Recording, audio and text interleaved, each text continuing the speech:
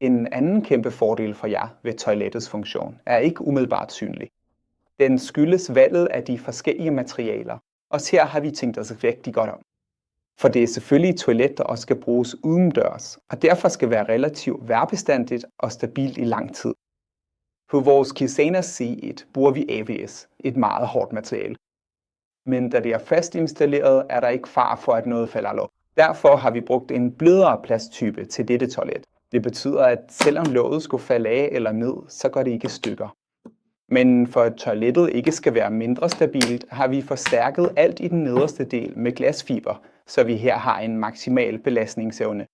Og i den øverste del er plasten også forstærket. Generelt har vi dog sprøjtestøbt alt lidt kraftigere og tykkere, så I for det første får en bedre fornemmelse, I får en maksimal levetid, og det giver også en vægt på 11 kg. Hvilket faktisk også giver jer stabilitet og simpelthen lang levetid. Desuden har vi indarbejdet forskellige strukturer.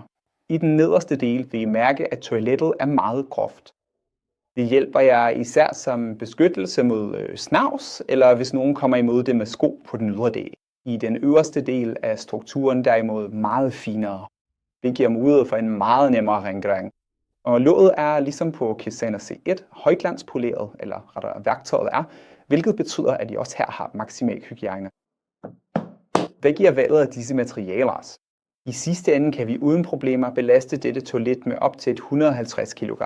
Det vil sige, at jeg kan sætte mig på det, jeg kan stå på det. Det vil slet ikke være noget problem. Og samtidig har I et utroligt holdbart system, der er meget let at rengøre og holde ren,